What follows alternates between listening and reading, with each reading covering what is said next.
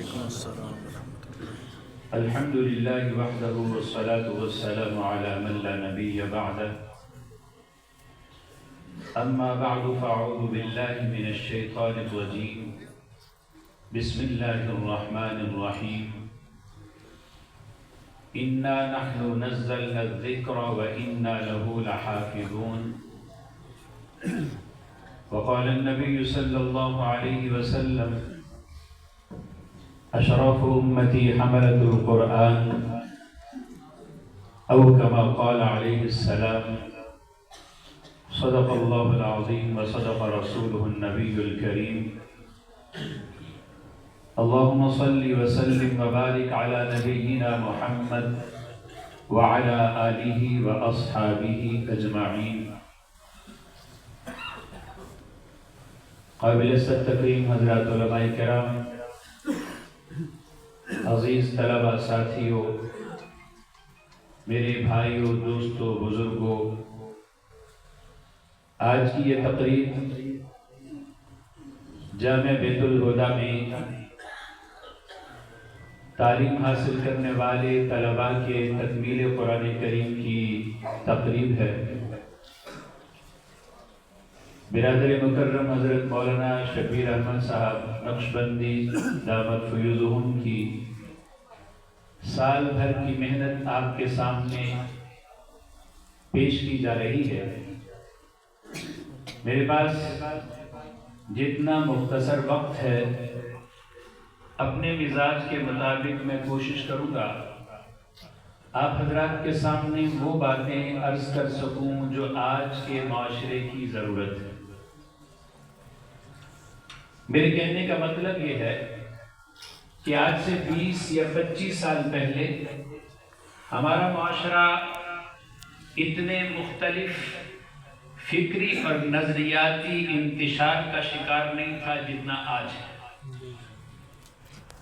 آج سے قبل مسلمانوں کے معاشرے میں کوئی آدمی سفر کر کے امریکہ، یورپ یا یہودیوں ہندوؤں کے معاشرے میں جاتا تھا تو متاثر ہوتا تھا، لیکن اگر کوئی آدمی اپنے گھر میں ہے تو پاکستان کا عمومی ماحول یہ تھا کہ یہاں آسانی سے کسی کو فکری یا نظریاتی گمراہی میں مبتلا نہیں کیا جا سکتا تھا۔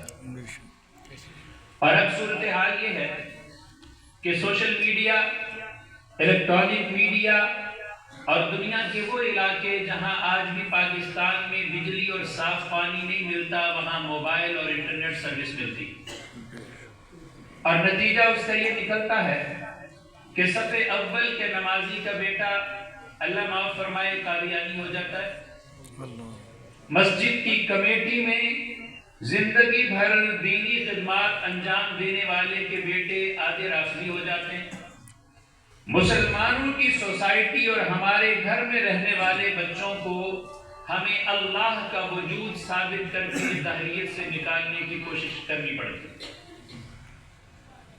یہاں پر میں مولانا ذوالفقار احمد نقشبندی رحمہ اللہ کا وہ جملہ ضرور نقل کروں گا۔ وہ فرمایا کرتے تھے کہ ہمارے ہاں عموماً یتیم کا تعارف یہ ہے کہ یتیم وہ ہے جس کے پاس والد کا سایہ نہ ہو، لیکن در حقیقت یتیم ان کو نہیں کہتے جن کا باپ سر پہ نہ ہو، بلکہ یتیم انہیں کہتے ہیں جن کے والدین کے پاس اپنے بچوں کی تربیت کے لیے وقت نہ ہو۔ ہمارے آنے والی نسل کہاں جا رہی ہے؟ ہم مجموعی طور پر کس نظریاتی اور فکری گمراہی کا شکار ہیں؟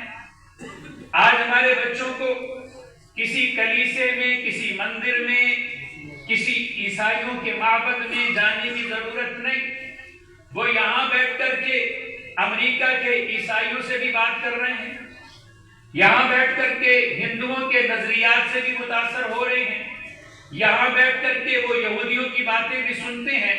چونکہ اپنے دین کی پوری سمجھ نہیں ہوتی، اس لیے اللہ تعالیٰ معاف فرمائے اپنے ہی دین کے بارے میں شبہات و شبہات کا شکار ہو جاتے ہیں۔ یہ قرآن کریم کا مدرسہ ہے۔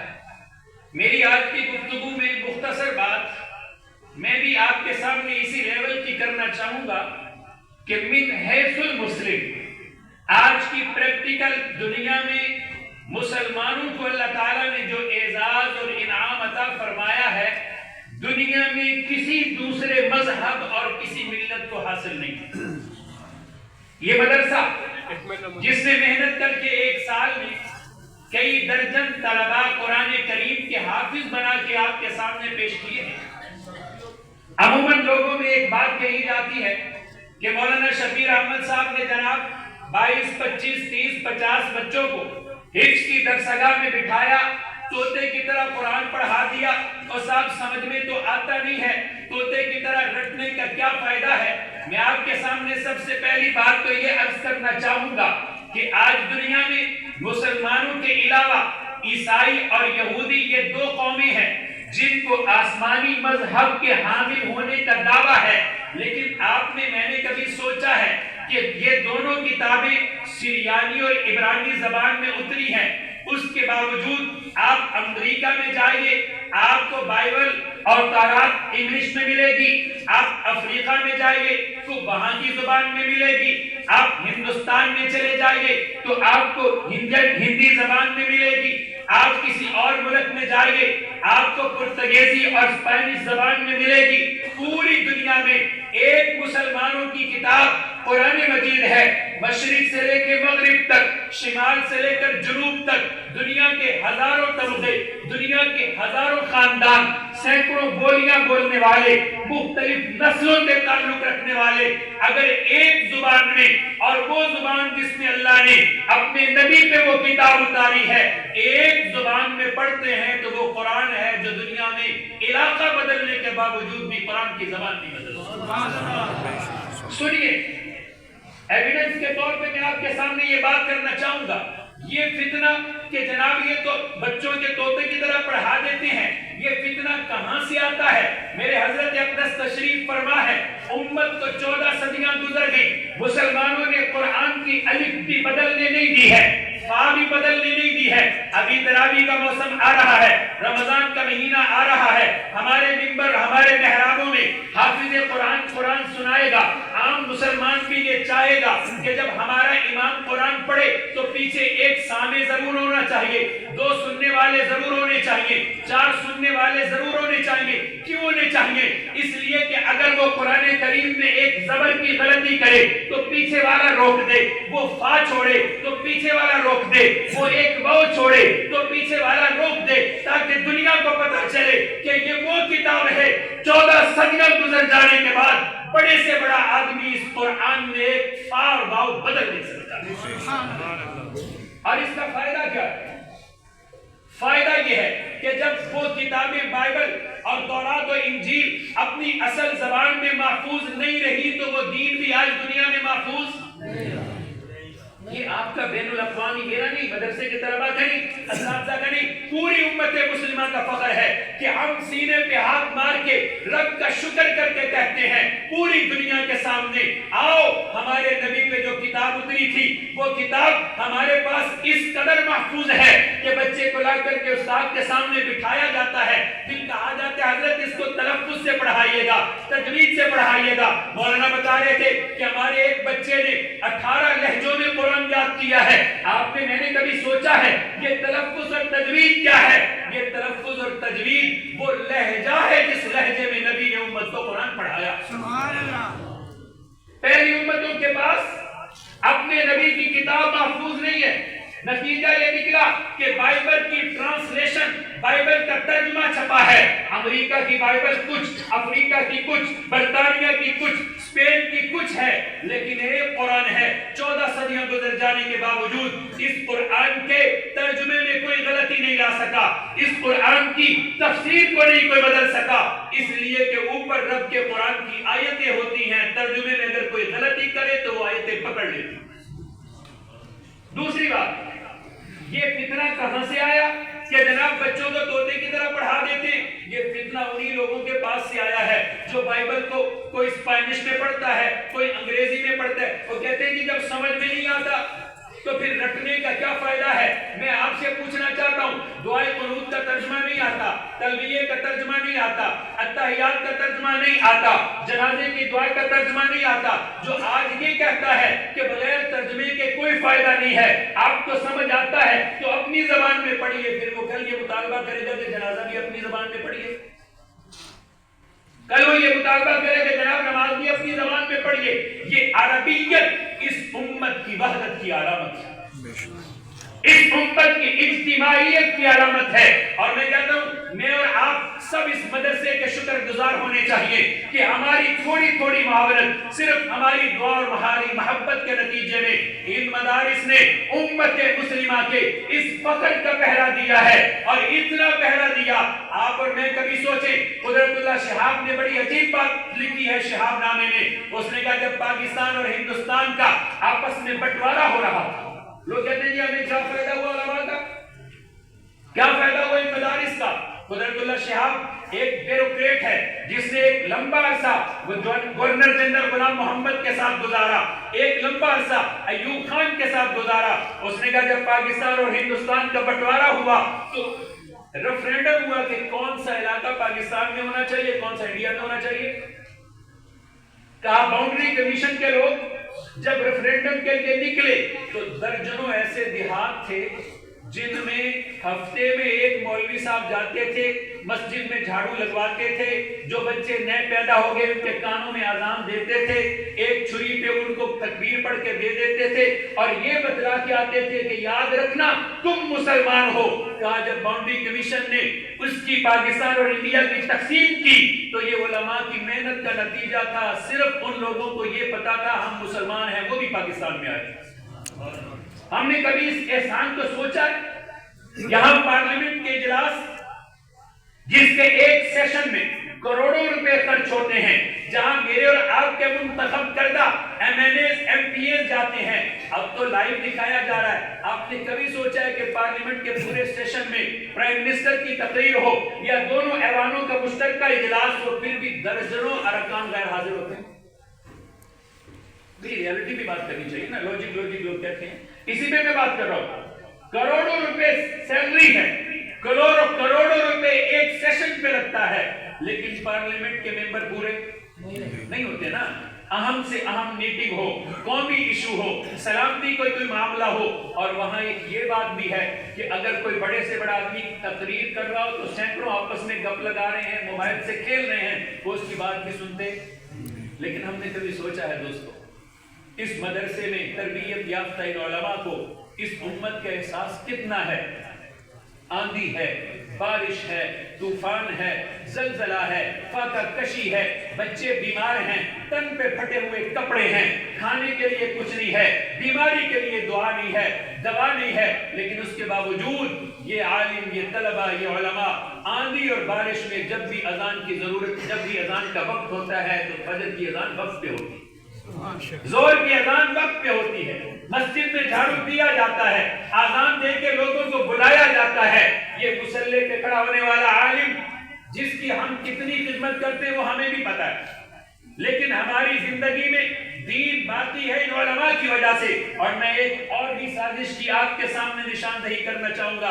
وہ سازش کیا ہے کہ یہ تو مولوی لوگ ہیں, ہم تو دنیا دار ہیں, یہ دیندار ہیں, ہم عام زندگی سے تعلق رکھنے والے ہیں. دیانتداری سے بتائیے سب کا کلمہ ایک ہے یا مختلف ہے؟ بولیے, سب کا کلمہ ایک ہے مختلف؟ عام مسلمان بھی وہ کلمہ پڑھتے ہیں, علماء بھی وہی کلمہ پڑھ رہے ہوتے ہیں, عام مسلمان بھی وہی قرآن پڑھتے ہیں, علماء بھی وہ پڑھ رہے ہوتے ہیں. آج کی اس نشست میں وعدہ کر لیجئے یہ دنیا کے کافروں کی سازش ہے کہ مسلمانوں کی کمیونٹی کو بانٹ دیا جائے کہ یہ کالج والے ہیں, یہ مدرسے والے ہیں, یہ یونیورسٹی والے ہیں, یہ مدرسے والے ہیں, یہ دنیا دار ہیں, یہ دیندار ہیں.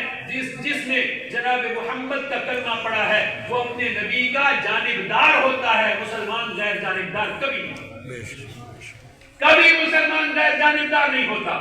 یہ تو کام کی تقسیم ہے کہ اللہ نے ان کو منبر و محراب کا وارث بنا کر ان کے ذمے نماز پڑھانا لگائی ہے, ان کے ذمے حدیث پڑھانا لگائی ہے, ان کے ذمے تفسیر پڑھانا لگائی ہے. مسجد بناتے عامت المسلمین ہیں, آباد علماء کرتے ہیں, مدرسے بناتے عام مسلمان ہیں, لیکن اس کو آباد مدرسین کرتے ہیں. یہاں میں آیا تو مجھے بتایا گیا ایک ڈاکٹر صاحب نے بڑی محنت سے اس مدرسے کو آباد کیا ہے. میں حضرت اقدس کی موجودگی میں کہتا ہوں کہ جتنا اجر دین کی خدمت کا مولانا شبیر احمد صاحب کو ملتا ہے اتنا ہی اجر اللہ اس بانی کو بھی عطا فرماتا ہے. اتنا ہی اجر ملتا ہے. ایسا نہیں کہ یہ ممبر پہ بیٹھے ہیں تو ان کا اجر زیادہ ہے, یہ قرآن کی درسگاہ میں بیٹھے ہیں تو ان کا اجر زیادہ ہے, یہ حدیث پڑھا رہے ہیں تو ان کا اجر زیادہ ہے.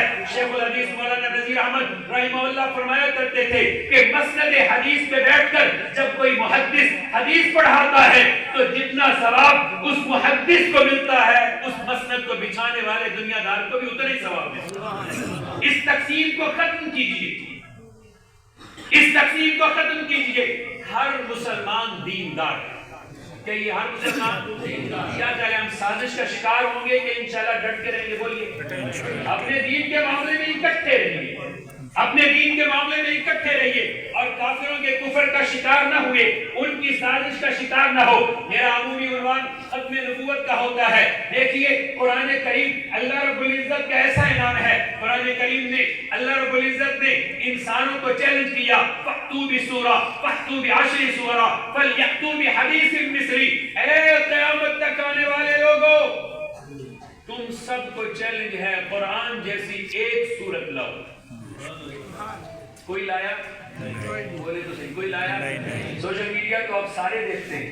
قرآن کا یہ چیلنج صرف اہل عرب کے لیے نہیں تھا, آج آسمان کی بلندیوں میں اڑنے والے, پانی کی گہرائیوں میں تیرنے والوں کے لیے بھی ہے. ہم نے کبھی سوچا کہ دو چیزوں کی مثال دنیا کا کفر نہ لا سکا, بدر میں کافر لڑے مگر قرآن کی مثال نہ لا سکے, احد میں کافر لڑے قرآن کی مثال نہ لا سکے, خندق میں کافر لڑے مگر قرآن کی مثال نہ لا سکے, اور دنیا بھر کے کافر رحمت عالم کے مقابلے میں لڑتے رہے لیکن حضور اقدس کی ذات پر, حضور کی شخصیت پہ بھی اعتراض نہیں کر سکے. کوئی ایک کافر دنیا میں آپ دکھائیے جس نے رحمت عالم کی مبارک سیرت میں کوئی نقص نکالا ہو, کوئی عیب نکالا ہو, حضور اقدس کی مبارک زندگی, حضور کے تقوی طہارت, حضور کی معصومیت پہ انگلی اٹھائی ہو. اس سے بڑی بات آپ دنیا کے ساتھ کیا کر سکتے ہیں؟ میں اپنے یوٹیوبر, سوشل میڈیا ایکٹیوسٹ نوجوانوں سے کہوں گا کہ آپ کھولیے اپنا لیپ ٹاپ, دنیا بھر کے لوگوں کو چیلنج کیجئے کہ دیکھو یہ صرف تھیوری کی دنیا نہیں ہے, یہاں تھیوری بھی چاہیے اور پریکٹیکل لائف چلتی ہے نا. یہ کیا بات ہوئی کہ کتابوں کے ڈھیر ہیں لیکن اس میں عمل کرنے والا کوئی نہیں. ہم نے مانا کہ تمہارے پاس بائبل ہے, لیکن کیا تم بائبل کے اترنے کے بعد جناب عیسیٰ کی زندگی میں 10 ایسے لوگ دکھا سکتے ہو جنہوں نے بائبل پہ عمل کیا ہو؟ اب تو بکھر گئے. جناب موسیٰ علیہ السلام کے زمانے میں کوئی ایسے 10-20 لوگ تمہاری تاریخ میں محفوظ ہیں جنہوں نے جناب موسیٰ کے بعد ان کی شریعت اور ان کی کتاب کو زندہ رکھا ہو؟ ہم وہ مسلمان ہیں جن کے نبی پہ قرآن اترا. اللہ نے فرمایا آتوا الزکاۃ, زکات دو, تو صحابہ کی جماعت زکات دینے والی تھی. فرمایا اقیموا الصلاۃ, نماز پڑھو, تو صحابہ نماز کے لیے موجود تھے. اللہ نے فرمایا جاہدوا فی سبیل اللہ, جہاد کرو رب کے راستے میں, تو جہاد کرنے والے موجود تھے. فرمایا شراب کو چھوڑ دو, شراب چھوڑنے والے موجود تھے. فرمایا اللہ رب العزت کے لیے قربانی پیش کرو, قربانی پیش کرنے والے تھے. حج کرنے والے تھے, تہجد پڑھنے والے تھے. یہ بھی مسلمانوں کا فخر ہے. ہمارے نبی نے ہمیں قرآن بھی دیا ہے, اپنی سیرت بھی دی ہے, اور صحابہ کی صورت میں جماعت بھی دی. اور میری یہ بات سمجھنا ہے, خاص طور پہ آج کل کیا ہوتا ہے کہ جی فلانا آدمی بڑی سپیکنگ پاور رکھتا ہے, اس کی گفتگو میں بڑا کمال ہے, لاجک کی بات کرتا ہے. میں بھی آپ سے ایک لاجک کا سوال پوچھنے والا ہوں. مجھے آپ بتائیے, یہ تو آپ کو پتا ہے دنیا میں سینکڑوں ایسے نبی آئے ہیں جن کو اللہ کی کتاب نہیں, بغیر کتاب کے نبی آئے یا نہیں؟ بولیے, بغیر کتاب کے سینکڑوں نبی آئے, لیکن کوئی کتاب بغیر نبی کے بھی آئے نہیں. لگتا ہے آپ کو اتفاق نہیں, کوئی کتاب بغیر نبی کے بھی آئے. لاجک پہ آئیے نا آپ, کہتے ہیں لاجک کی بات کرنی چاہیے. میں آپ سے ہی عرض کرنے لگا ہوں, بغیر کتاب کے سینکڑوں نبی آئے مگر کوئی کتاب بغیر پیغمبر کے نہیں. اللہ کیا بتانا چاہتے ہیں کہ اکیلی کتاب کافی نہیں ہے, پہلے استاد ہوتا ہے بعد میں کتاب ہوتی ہے. وہ آدمی جو آپ کو یہ کہے کہ میں نے قرآن خود اٹھایا, میں نے ریسرچ کی اور میں نے یہ نتیجہ نکال لیا, جناب میں نے حدیث اٹھائی, میں نے ریسرچ کی, میں نے یہ نتیجہ نکال لیا. آپ پوچھئے اس سے کہ اللہ اپنی کتاب ہدایت کے ساتھ نبی جیسا استاد بھیجتا ہے, اگر رب کی کتاب بغیر استاد کے سمجھ نہیں آتی تو تمہاری ریسرچ پہ کیسے اعتبار کر لیں, ہم تمہاری تحقیق پہ اعتبار کیسے کر لیں؟ آپ کے سوشل میڈیا پر آج درجنوں لوگ ہیں جنہیں امت کو گمراہ کرنے کی کوشش کی. میری یہ بات ہمیشہ یاد رکھیے کہ مسلمانوں کے پاس صرف تھیوری نہیں ہے، مسلمانوں کے پاس قرآن اللہ کی کتاب ہے، رحمت عالم کی سیرت اس قرآن پر عمل کا ایک بہترین نمونہ ہے، اور صحابہ کی مکمل ایک جماعت ایک امت کی صورت میں ہے کہ یاد رکھنا پیغمبر کے عمل کو صحابہ کے عمل کی صورت میں دیکھنا پڑے. حضور اکرم صلی اللہ علیہ وسلم جب دنیا سے تشریف لے جا رہے تھے اپنے آخری خطبہ حجۃ الوداع میں، جب رحمت عالم نے آخری خطبہ دیا، حدیث کی کتابیں اٹھائیے، 1.25 لاکھ کے قریب صحابہ حضور کا خطبہ سننے والے تھے، نبی کا پیغام سننے والے تھے. اور بعض روایات میں آتا ہے کہ جب 1.25 لاکھ لوگ جمع تھے، حضور علیہ السلام نے خطبہ ارشاد فرمایا تو اسپیکر لگانے کی ضرورت پیش نہیں آئی، مائک لانے کی ضرورت پیش نہیں آئی، کسی کو دور تک آواز پہنچانے کی ضرورت پیش نہیں آئی. یہ بھی رحمت عالم کا معجزہ تھا کہ سامنے 1.25 لاکھ لوگ تھے، لیکن جتنی آواز پہلو میں کھڑے کو سنائی دے رہی تھی اتنی آخری کو بھی دے رہی تھی. اللہ ان سارے صحابہ کو حضور اقدس صلی اللہ علیہ وسلم کے عمل اور حضور کے علم کا وارث بنا رہا تھا، اور امت کو یہ بات بتا رہا تھا کہ سنو، میرے پیغمبر کی سیرت کو اگر تم نے علم و عمل کے لیے دیکھنا ہے تو صحابہ کی صورت میں دیکھنا ہوگا. آج ہمارے مختلف سٹیج پر، ہمارے مختلف موقعوں پر صحابہ کو ڈسکس کیا جاتا ہے. صحابہ وہ لوگ ہیں جن کے لیے اللہ کے قرآن نے 2 باتیں کہی. یاد رکھیے، اللہ نے فرمایا فاعف عنہم، یہ حکم اللہ کے پیغمبر کو، فاعف عنہم، فرمایا میرے محبوب آپ صحابہ سے درگزر کیجئے. آپ صحابہ سے نہیں درگزر، میرے پاس شاید تقریباً 5-7 منٹ اور ہے. فرمایا میرے محبوب آپ صحابہ سے کیا کیجئے؟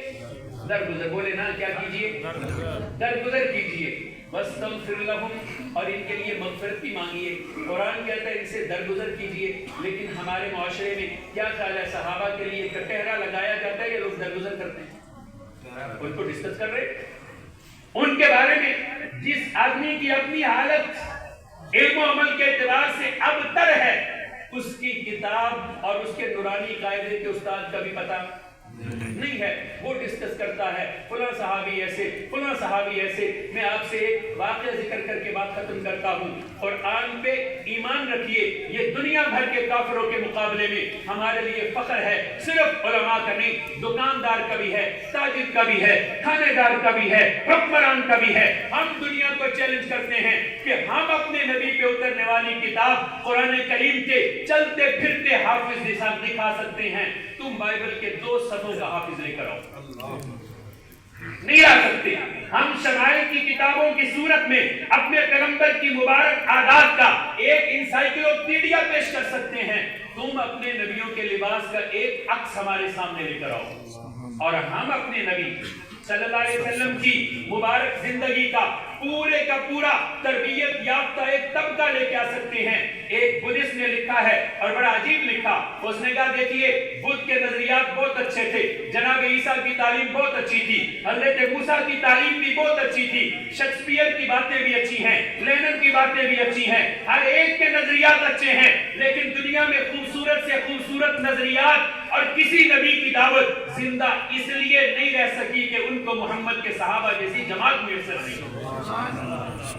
یہ انعام ہے جماعت ہمارے لیے، انعام ہے. حضرت مولانا قاضی مظہر حسین رحمہ اللہ نے ایک واقعہ لکھا، میں سمیٹ رہا ہوں، بس 1 منٹ میں سناؤں گا. فرمایا حضرت حضور علیہ السلام کے صحابی پرانے خادم، ان کے گھر میں مہمان آئے، کہا دسترخوان لاؤ. باغی دسترخوان لے کر کے آئے. اس نے کھانے کے لیے دسترخوان بچھایا تو دیکھا کہیں گھی کا، کہیں تیل کا، کہیں کھانے کا کچھ داغ تھا. فرمایا جاؤ ذرا اس کو صاف کر کے لاؤ. اس نے اٹھایا، سامنے صحن میں جلتے ہوئے تنور میں ڈال دیا. چمڑے کا دسترخوان تھا. دیکھنے والوں کو بڑا تعجب ہوا کہ یہ بھی کیا صاف کرنے کا طریقہ ہوا، اس طرح صاف کرتے.